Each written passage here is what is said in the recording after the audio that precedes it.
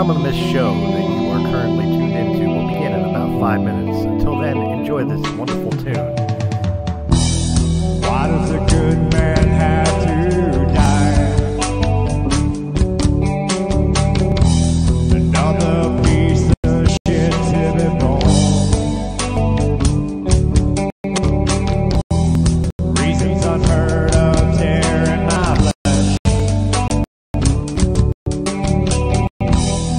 Heart is ripped, my soul is torn.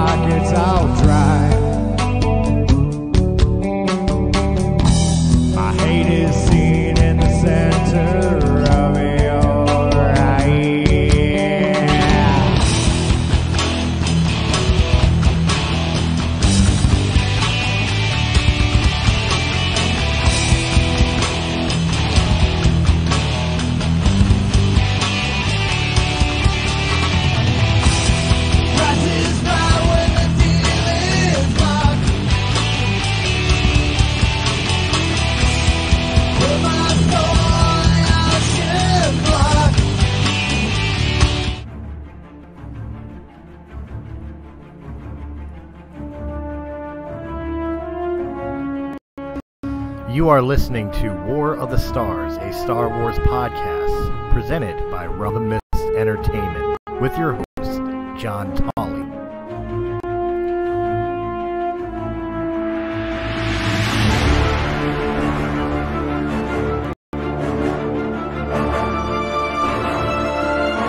Hello, everyone, and welcome once again to War of the Stars, a Star Wars podcast. We are coming to you today from deep within the Outer Rim, far beyond the watchful eyes of the Galactic Empire. My name is John Mark Tolley, and joining me today, as always, is my co-host. He is the man who will not stop until he has found the answer to the question, what about the droid attack on the Wookiees? Ladies and gentlemen, Mr. Christopher Stolley. But what about the droid attack on the Wookiees? I don't know what about it. How's it going, guys? How are you doing today, man? I'm living. Been a busy week. Yeah, I know that feeling. Also joining us today, a returning guest. She is one of the authors of the book Star Wars and History and is the professor of history at Laurentine University. Ladies and gentlemen, would you please welcome back Professor Janice Liedl. How are you doing, ma'am? Very well. Well, it's good to have you back. We're going to start off with a little news, and when I mean little, there is very, very little news. In fact, that's kind of what I wanted to talk about starting out, was this kind of, from where I'm seeing, kind of lack of news in Star Wars, and it seems pretty much it's because we have, right around the corners, of course, Celebration, so it seems like they're kind of keeping things close to the vest right now. And not a lot is coming out. So, are you thinking like what I'm thinking is that once Celebration hits, the news will be coming, Star Wars news will be coming pretty hard and fast after that? Oh, heavens, yes. Yeah. I think that's a safe bet. Yeah. I mean, yeah, like I said, not a whole lot. I mean, have you seen anything really big, noteworthy that we haven't already talked about? Well, Chris? I heard rumored that there's supposed to be a new movie coming out in December called Episode 9. Yeah, I've heard about that. I And don't. I mean, Disney's supposed to be launching their this year their streaming service, which Mhm. is supposed to launch with this thing that Jon Favreau's doing. I don't know. Yeah, yeah.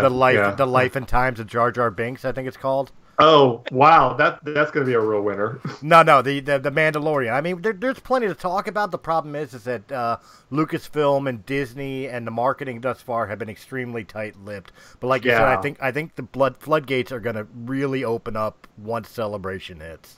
Yeah, yeah. Especially leading up to episode 9 and the TV show and everything like that.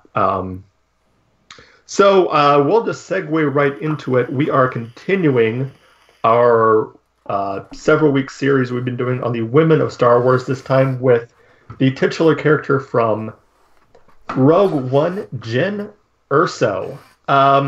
So let's just get right into it right away. And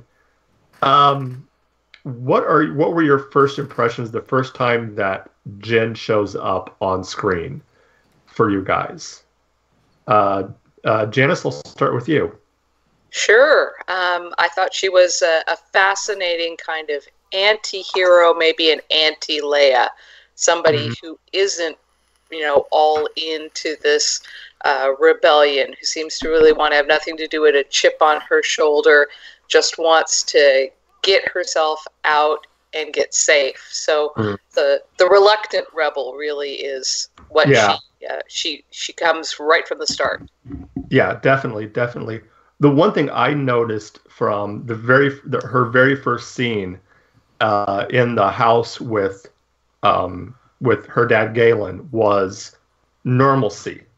That you can tell that Galen had tried to make their home as normal as it could be, and to see that just in an instant turned upside down. Her world turned upside down just instantly, and so that was the first thing I got, was just this sense of, she was just a girl, and like you said, unlike someone who like a Leia who was born into the rebellion, or even a Padme, she was just, yes, her dad was a famous scientist or engineer or whatever, but for all intents and purposes, she was just a normal girl.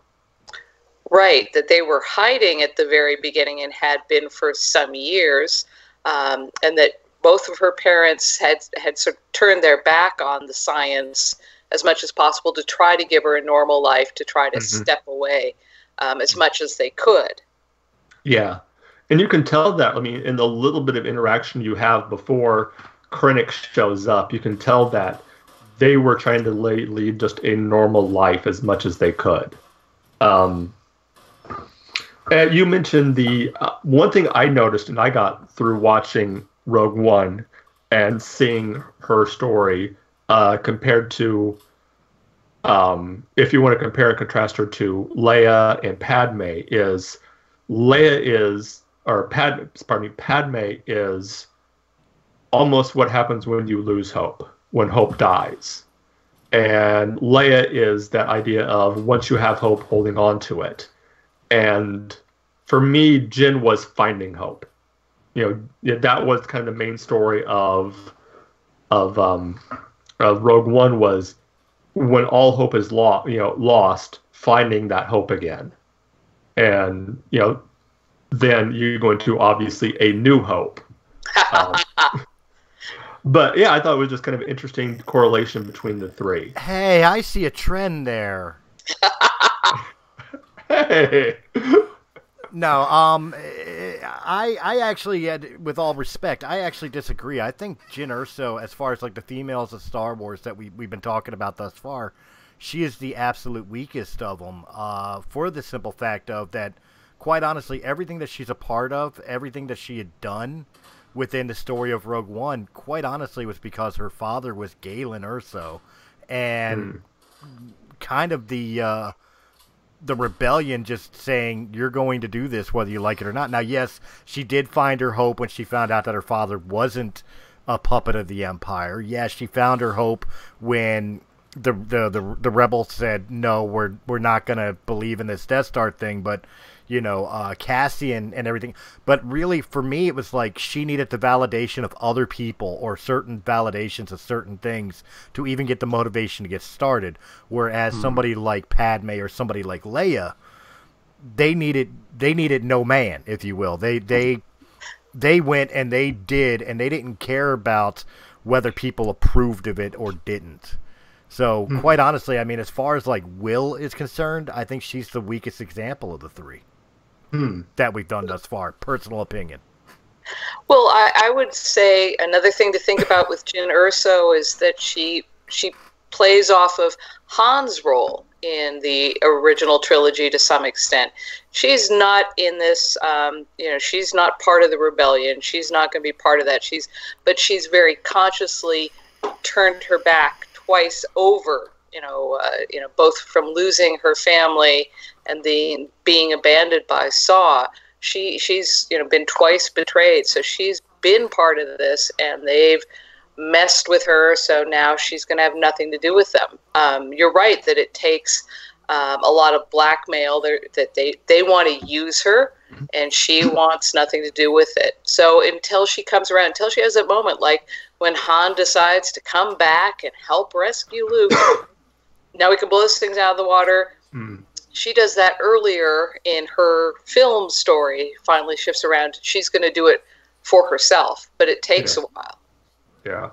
Well, that actually leads to a good segue with mentioning her relationship with Saw Gerrera. And I mean, this was very much from the beginning, you see a very tumultuous relationship. And like you said, the fact that Saw used her. And that really, I think, impacted her view of the rebellion, because that was how she saw the rebellion was through this sort of the eyes of Saw Gerrera and the partisans in this very take no prisoners, if collateral damage happens, damage happens. And I think it was important for her to see someone like a Mon Mothma and see the alliance and see that the alliance was not like Saw Gerrera's partisans. Well, that's exactly it. Saw Gerrera's cell was very much militant as opposed to an organized military. Gerrera, the thing about Gerrera and his cell is you have to remember all the way back into the Clone Wars and the crap that him and his or not his family, but his planet, his people had suffered at the hands of the Confederation of Independent Systems, to the rise of the Empire, the betrayal of the Republic to become the Empire. Saw's seen some crap in his world, so he really didn't want to do it by normal channel means. Now, I'm not justifying what Saw did as far as like Jyn is concerned in any way, shape, or form. I mean, he was entrusted by Galen and Galen's wife to protect and raise his daughter, and instead Saw, with his paranoid mind, decided to, like you said, use Jyn in a way to further his fight in the rebellion. In the end, he saw her as nothing more than an asset. Right. And were you going to say something? Thinking about Saw, he was also to his own defense trying to be helpful to Jyn at the end a little bit there when he gets rid of her. It's not just your liability, but this is the only way to protect you. However, she has no way to understand that. All she knows is that she has been abandoned, as you say, yet again. And it really colors her view of the rebellion. I would blame her at all for that attitude of, I'm going to have nothing to do with you guys. And you see that kind of her kind of attitude of, I just want to live my life, I just want to survive, when I believe it was I can't remember if it was Saul or Cassian who makes the comment about the flag, the Imperial flag flying over every planet, and she says it doesn't, well, if you don't look up, you don't notice it, or something to that extent. And that kind of gives her thought process and how she kind of viewed the world of, hey, it doesn't as long as I don't bother it, it won't bother me. That was kind of her, and I think a lot of people probably would have had that idea. And you can look even through history, through despotic regimes like the Nazis and Stalin and things like that, where people say, hey, as long as I don't rock the boat, I don't care. I think one of the positives I can give Jyn Erso and her personality, and I know I'm kind of jumping the gun on some of the other characters that we're going to be talking about later on in podcasts, but I think she's more of a perfect example of a nobody can make a difference in anything than even Rey does. Again, Rey's story's not complete, and I still fully believe, again, not to jump the gun, I fully believe it's going to turn out that Kylo is full of crap. That she's a nobody. I think he lied to her, and I think J.J. Abrams had more of a plan for her. I'll keep my theories to myself, though. But Jyn Erso was literally a nobody. Yeah. Even though her father was famous, she was a nobody. And quite honestly, if Galen had stayed away from getting picked up by Krennic and the like, she would have lived her life as a farmer. She would have been she would have remained a nobody. But one nobody can make a difference. The positive I could take from her character is that fact. You don't have to be a Jedi. You don't have to be from a famous family. You don't have to be from a total lineage to be a hero in some way and make an impact. Mm-hmm. Definitely. Exactly, and it's the very ordinariness of her. She's not a princess. She's not a queen or a senator. She's just an ordinary person, more ordinary than Luke, more ordinary than Han, who's had all his adventures over the years. She's, as you say, young, used to looking down, just trying to survive, and could have been completely a footnote in the whole history of the galaxy. Yeah, definitely. So, follow your notes. sorry. We've actually kind of gone over quite a bit of what I was going to be talking about. Short episode. No. What's that? Short episode. No. Yeah, no kidding. Well, let's talk about a little bit about her. We've talked about her kind of her connection with, of course, her dad and Saul. Let's talk a little bit about her connection to Cassian, and kind of in a weird way, I want to say almost the reverse of Han and Leia, where I'm not saying that Cassian is the male Leia. But in that sense of, you have someone in Cassian who, like Leia, was born into the rebellion. And then you have someone like Han who was just kind of thrown into it and is just trying to make his way in the universe, in the galaxy, and trying to survive. I think the similarities between Cassian and Jyn is what really attracted them to each other. Because of the fact that even though, Jyn, after the Saw Gerrera, had to fight to survive on the streets, being a street rat, or whatever would have you, thievery, dealing with probably seedy people in back alleys, trying not to, forgive me here, trying not to get raped, trying not to starve to death, trying not to get mugged or assaulted.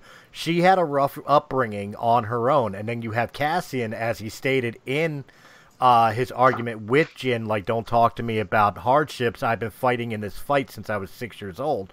In other words, here's another person that was brought up in this war, finding hardship and sleeping on hard grounds and making hard decisions that most normal human beings, even in real life, would never have to face. And I think that was really where they started to bond.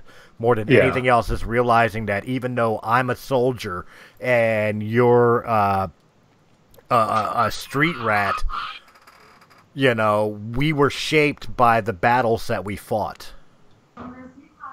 You know what I mean? Exactly. That kind of a very primal level that they both suffered a great deal. They've both made a lot of compromises. They don't have any illusions to cling to. It's just been some hard choices over and over again. Only in Cassian's case, a lot of his hard choices he can justify by saying, I'm doing it for this higher purpose, for this higher reason. Whereas Jyn has checked out of that kind of argument. She just doesn't believe that's there anymore. She's lost everything but that necklace that her mother left with her. She's lost everything else of the ideals and hope. That's one thing. I think that's kind of why I like her. Also, her relationship with K2, because K2 is the one character that doesn't have time for her crap. And is just willing to just lay down the line, and you can see that relationship, that bond grow at the end. But still, I mean, that was the one character through that didn't try and coax her, that didn't try and it's like, well, what about this? That was just like, I don't care one way or the other. We're doing this. If you want to come along, fine. If not, I could care less. Did you know that wasn't me? K2 was definitely... I mean, K2 is probably one of my favorite droids of current canon. I mean, with current canon and everything that's going on now, obviously the classics are 3PO and R2, and BB-8's cute, and L337 needs to be thrown down a garbage chute. But K2SO was really one of those characters that, you're right, he didn't take crap off of Cassian. But again, like Cassian said, that was part of his reprogramming. It was a byproduct of his reprogramming, is that he speaks his mind, that he held no filter, so that absolutely was a contrast to Jyn, who would try to weasel and connive her way. I mean, when you first see their dynamic, it's over a gun that she boosted from the base. And K2, like when she turned around, I found it. I find that answer to be vague and unconvincing. Like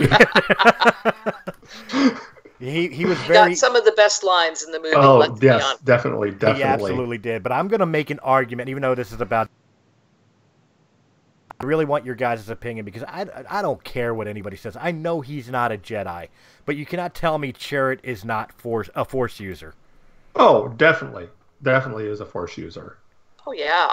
Yes, definitely. Like, I don't know what stopped him from joining the Jedi Order, but he had the ability to be a Jedi, even if he wasn't actually a Jedi. Yeah. Well, they've kind of gone into... there's been some stuff that has kind of gone into the different Force religions outside of the Jedi and the Sith, and I believe he was one of the Guardians of the Whills. Yes. Yeah. Him and Mace were both Guardians of the Whills. But the fact of the matter is like Maze was your typical soldier. He held no faith in the Force. He held no faith in the fact that the Force will guide him in any way. To him, it was battle, gun, and my own skill and wits. Gets me along. Well, Mace had lost his faith in the Force. I mean, true, but he never considered it to be something that guided his action. He considered the Force the same way you would consider God. Yeah, a Christian belief. Where Chirrut took it to the extremes of somebody who, almost like somebody who just read the manual of being a Jedi, but never took the training of. If that makes sense. Yeah. And what I find interesting with Jyn in all of this, I remember was one of the comics, I believe, about her mom, talking about that her mom was definitely tied into, or she admired and idealized the Jedi. She was kind of focused on that. And like I said, giving her daughter the crystal. She's more part of this ordinary world that says, yeah, the Force is out there, and not everybody who's interested in and inspired by it has to be a Jedi. Mm-hmm. They can be, again, ordinary people who are invested in. So that sense that there's just the Jedi, the Sith, and then the rest of the galaxy doesn't really have any awareness of this besides those two groups. No, we see more shades of gray in this world in Jyn's story. Definitely. Well, definitely. The big thing I think we get in the impact of the story where we find Jyn and Cassian and all that was that the Imperial propaganda machine. Ever since the execution of Order 66, the Jedi were vilified. It was very few people who actually didn't believe what Senator Palpatine, Chancellor Palpatine, now the Emperor, had stated that the Jedi had betrayed the Republic. So they were very much vilified, and then of course the propaganda machine, they've been wiped from existence. Of course, definitely. You've just got. You've got that underground mythology remaining, those people who'll dare to pass on the stories, and you've got an awful lot, as you say, who don't. And those ordinary people who go, well, they used to be around, but then they turned into the bad guys. So that actually leads me to an interesting question, and you probably might be able to answer this.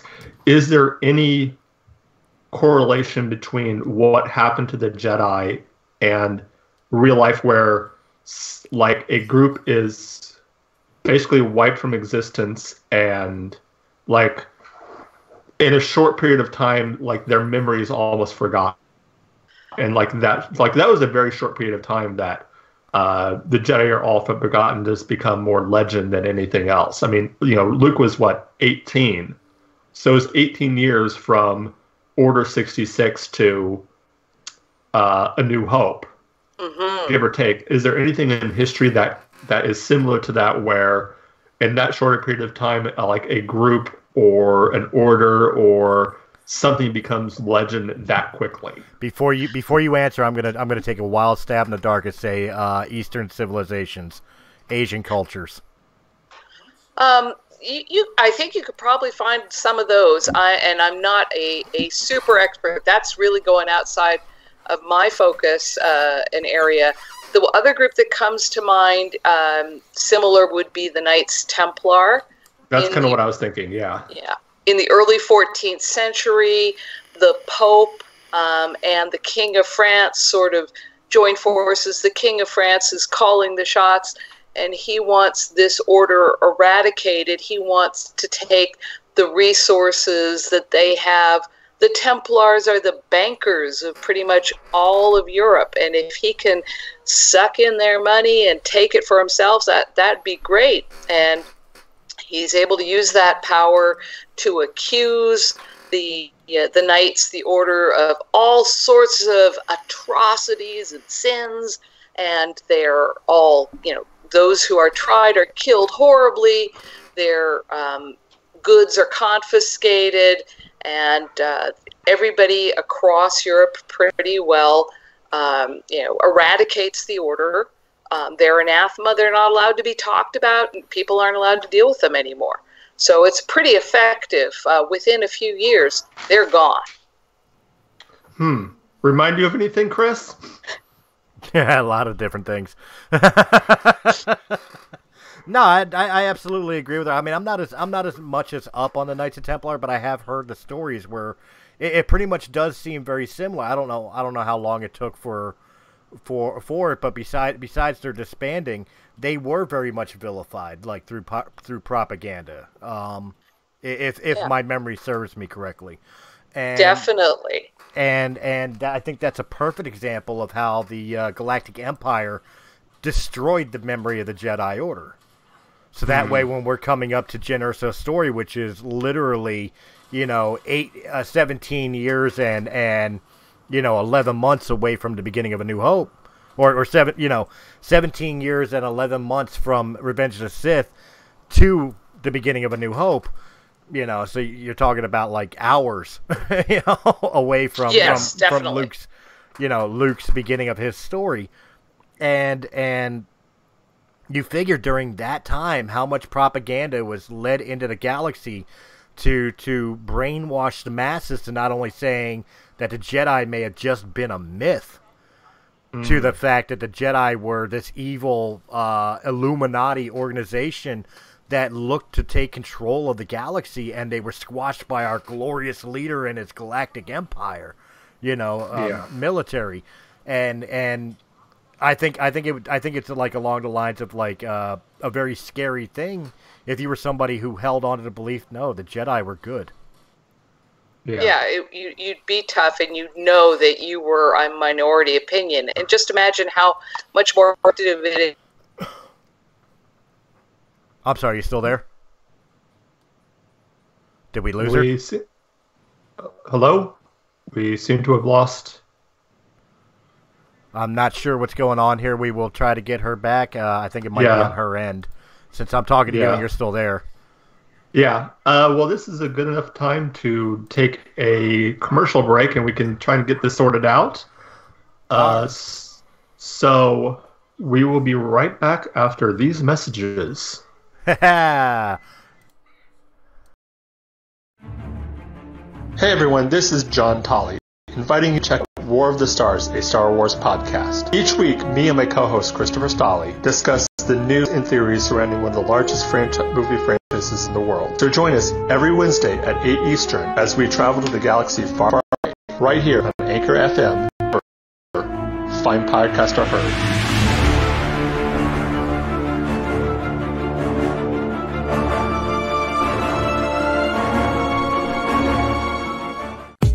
Hi, this is Dave from the Comic Collection at 83 Bustleton Pike in Feasterville, Pennsylvania. Our phone number is 215-357-3332. We are right next to Northeast Philadelphia.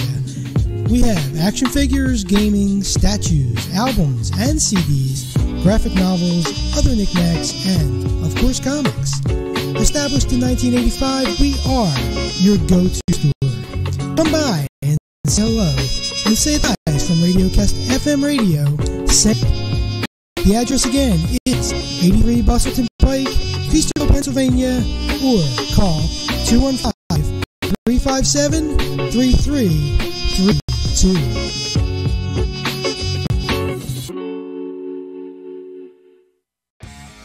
Hi, my name's Chris, and I'm here to tell Realm of the Mist podcast. Realm of the Mist podcast, we talk about all the entertain things, from movies, news, books, comic books, and many other forms of entertainment, as well as politics, current events, and just general having a good time. If you're looking for a podcast that is right up your alley, look no further than Realm of the Mist podcast here on Anchor.fm, or fine podcasts can be heard.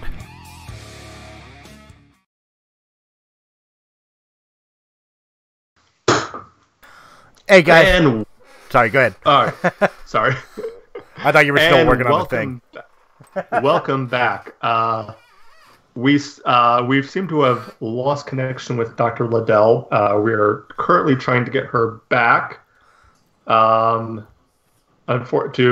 no avail. But as soon as we do, we will obviously bring her back in and get the conversation going again. And it's been a really interesting conversation. It's interesting getting someone with her expertise and knowledge, kind of get her views and her thoughts on something, especially a movie like Rogue One and a character like Rogue One, which is very war heavy and very seems to be more tied. Of all the movies, I think Rogue One is the one that is the most tied to reality. I would argue that point a little bit because of the fact that George Lucas, even all the way back in 1977, tied in so much world history into his opus, and it has really carried throughout every film with the exception of Solo. Solo was just an action romp, so I'm discounting that from the conversation. But Rogue One and the saga, if you will, I think very much leans heavily on a lot of different takes on world history, not just like American history, not just like medieval history, but the Jedi are based off of half based off of like Cavalier style, Paladin style knights, and ancient Ming Dynasty samurai. Yeah, you know what I mean, and monks and all. Lucas always drew heavily. With his inception of Star Wars, drew heavily upon world history. So it's really awesome to have a historian to really point out the historical connections in some way, shape, or form. Well, what I meant by more down to earth, it's more of all the stories, it's the grittiest. It was the one that like really showed like down in the mud. It really reminded us that this was a rebellion. There we go. Hey, she's back. Hey, yay! I'm sorry. One more time, Janice, just to make sure we have you. Yeah. All right, great. Now, what we were just discussing while we were waiting for you to be able to reboot was that it was great to have an actual historian. Because of Rogue One in particular, but Star Wars in general having such a rich pull of history, and not just like individual history, like American or whatever the case may be, but that George Lucas from inception always pulled from a lot of different aspects of world history to draw inspiration into his story, and then as John was saying, Rogue One heavily. Showed a very gritty, boots on the ground, almost, for lack of a better term here, a Saving Private Ryan look into world history and the history of war. Mm-hmm. Definitely. I was really impressed when we started working on Star Wars and history, just how wide-ranging George Lucas was conveying his interest in the kinds of chapters he wanted to see in the collection, in the kind of influences he wanted us to understand. He wanted us to look at the elements we didn't have time to, but like the Madagascar pirate cultures, and he definitely had so much out of World War II, from the dogfights and the partisans and the Maquis, all the way up through then, of course, the Death Star being the atom bomb.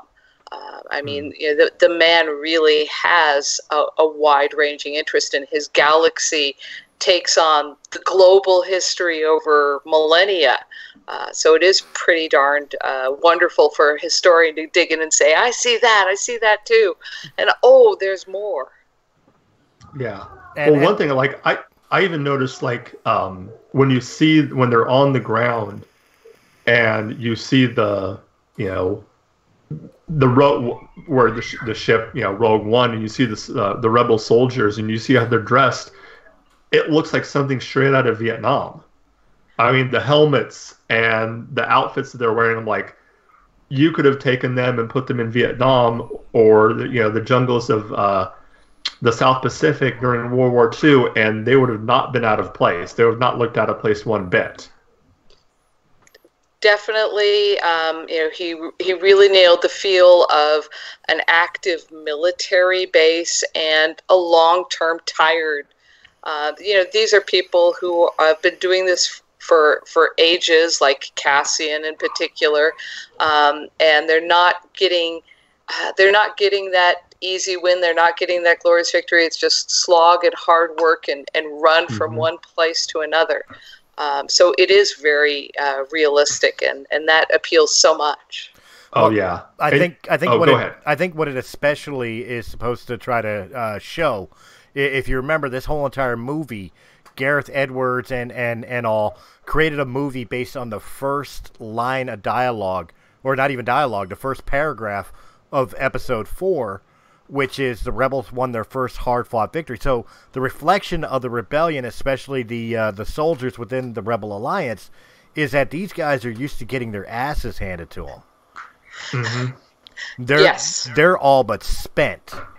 You know, Yeah. they've been in the trenches so long and have been losing ground over and over and over and over again. Yeah. You know, and I think the look of the characters, the looks of their uniforms, the deadened look in their eyes was reflecting of this is a beaten army. Yeah.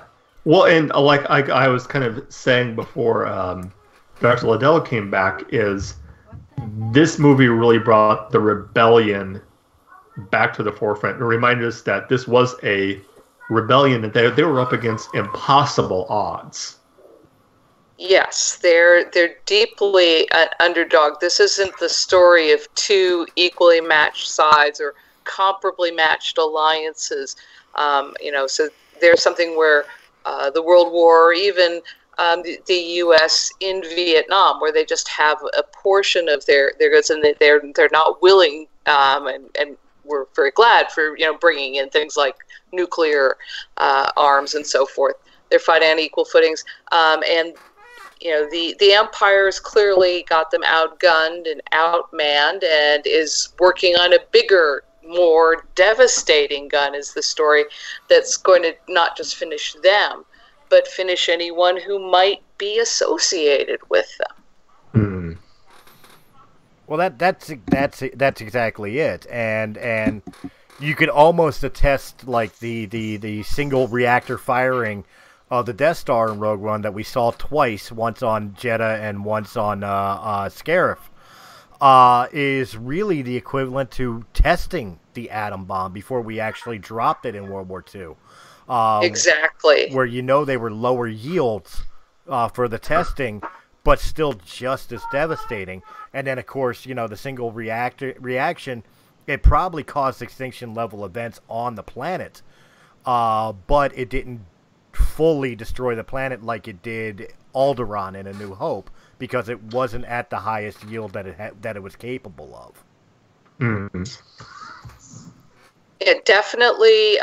It's a race to to save something of hope and something of a resistance to the Empire with all of this.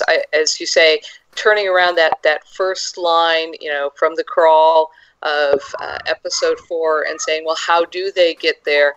And it's clear that there's no expectation, there's no easy way for the rebellion to be on the upside.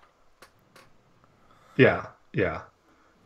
But, I mean, it was that thing of just hope of, this, like I said, kind of the beginning of not just the rebellion finding their hope, but Jyn finding her hope, Cassian finding his hope, even K2 kind of finding his hope. Everyone, that was just kind of finding it, and then once you have it, keeping that hope and moving that hope into something that, okay, not only can we do this and win one battle, but we now have the capability to possibly win this war. Well, that is exactly it. Is that one person can make a difference. That you don't have to be General Patton to lead an army. You don't have to be Luke Skywalker to defeat the First Order. You don't have to be Anakin Skywalker lineage to be a hero. Even the smallest actions could have the biggest consequences. Really, the story of Rogue One is that the only ones who truly fail are the ones who give up. Mm-hmm. Yeah. Who do not try at all. Mm. And yet you have such a wonderful ragtag team. It's not just Jyn and Cassian. It's all those others who are part of this last-ditch effort.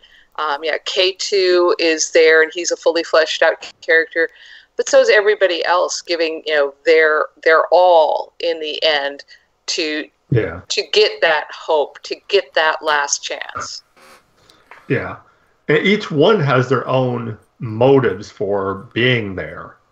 Cassian was the one that was just kind of like we said before, was born into it. Jyn was the reluctant rebel. You have K2 was the repurposed droid. Yeah.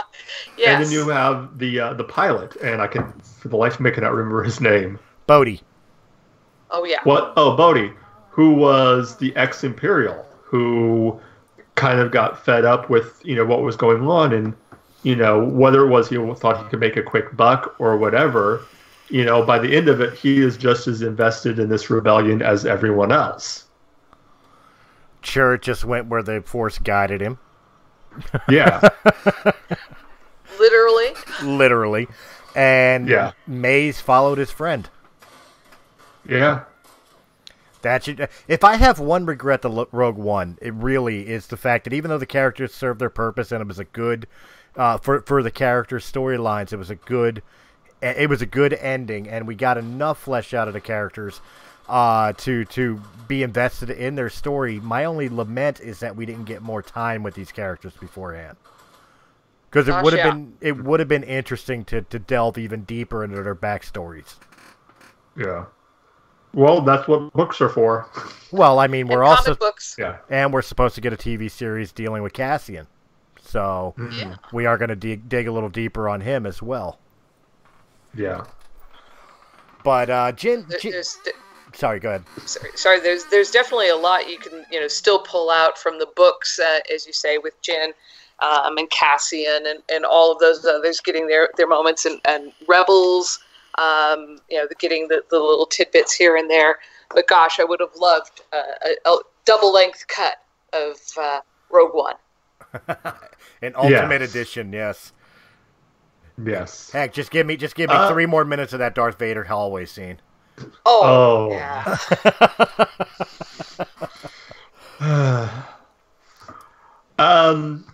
Well, we're going to start wrapping things up here. Kind of a shorter episode today, but I think a good one nonetheless. Absolutely.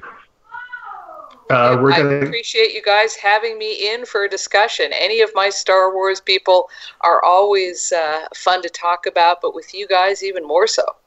Awesome. That's great to hear. Greatly appreciate that. Well, she did let me, real quick, John, she did let me in before we started recording. You were still setting up your notes and all that. Of what she's doing now, maybe we could take a couple minutes to just, even though it's not really Star Wars related, let Dr. Liedl talk about what she's been involved with and maybe future plans coming forward. There we go. Yeah, of course. I'm teaching a course this year at my university on Game of Thrones and history, which has been an absolutely amazing opportunity. I have a class, seminar of about 28 students doing all sorts of wonderful research about how history has influenced Game of Thrones, shows up in Game of Thrones, gets kind of misused. It's fantastic. They're also, some of them are pursuing projects that are doing things like forging weapons in the style of Game of Thrones, crafting bestiary pages to reflect medieval art, and the animals, the magical animals of all this. So it's been really exciting. I was saying earlier that I had wished and wanted, when Star Wars and History came out, to have a similar course. And the rest of the university was kind of, not so sure about this kind of crazy talk of doing this in the classroom. But after the success of Game of Thrones and History, I think it might be worth another pitch. We've got not just the new trilogy finishing up, but so much more coming out on TV that it would be a sure sell. And I've had a couple colleagues actually stop and tell me that if I did run a Star Wars and History course, I'd better have the big auditorium available, because they want to come too, not just the students. Wow. We would come too. Oh, yeah. It would be great. And the nice thing is, it doesn't have to be me just talking, because everybody, we know so much about the Star Wars, to share that, to talk it out. I give you the little fodder for some more cool history, and you give me more fodder of cool Star Wars elements, and we all have fun. Yeah, definitely. Well, you said your classmates or students are forging weapons in the style of Game of Thrones. One is forging a replica of Needle from the Game of Thrones, Arya Stark's weapon. I've got another student who's doing a paper mache dragon's egg and cross section of a dragon. She said, "Well, you were telling me about that medieval people came to terms with fossils, trying to figure out what they were. This is going to be like a historical fossil." So Wow. I could just imagine what you could do with Star Wars in terms of the weapons, the clothing, the architecture. We could have so much fun. Oh. Yeah, plasteel, mixing steel with plastic. That would be very interesting to see. But no, I was going to say, if any of your students wind up starting to create Valyrian steel, you let me know. I will. If we get that far, we're really good. Wow. Well, on that note, let's say we'll start with Dr. Liedl. Where can they find you at? You could find me online at Laurentian University, where I teach, laurentian.ca, but I'm most easily found on Twitter. So look for me at Twitter, my account, JLIEDL. I know it's a lot of letters that don't naturally go together well, but that's where you can find me and chat with me, or send me an email, care of the university. Be happy to talk Star Wars with anyone. Awesome. John, make sure after the podcast you get all that information from Dr. Liedl, and I'll make sure it's in the comment. I'll make sure it's in the description below on the video, and also on the podcast, the audio podcasts. Definitely.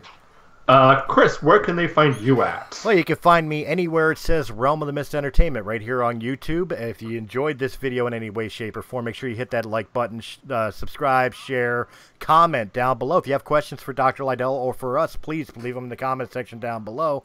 If they're for Dr. Liedl, we will send them to her. If it's to us, obviously, we'll respond to them on the next video.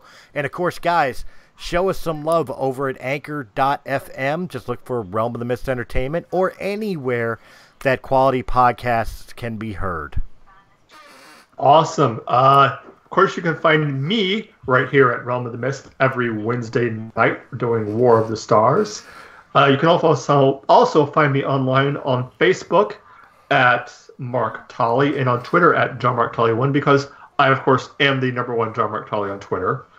You also find me on Instagram at Mark Tolley. And that is about it. Remember, as Chris said, remember to like and subscribe here on YouTube, and follow us on anchor.fm, and show some support. There's a support button which allows you to send us money and to help really support this podcast. And I think I speak for Chris when I say every dollar helps. That's it. Without you guys, there is no us. And we want to be able to give you the best quality shows, bring on the best guests, give you the best content that we possibly can. But sometimes we could just use a little bit of help from you guys. Anything that helps. That's right. So that does it for us. And join us next week as we go into our first animated character as we talk Ahsoka Tano. Until next time, may the Force be with you. Always.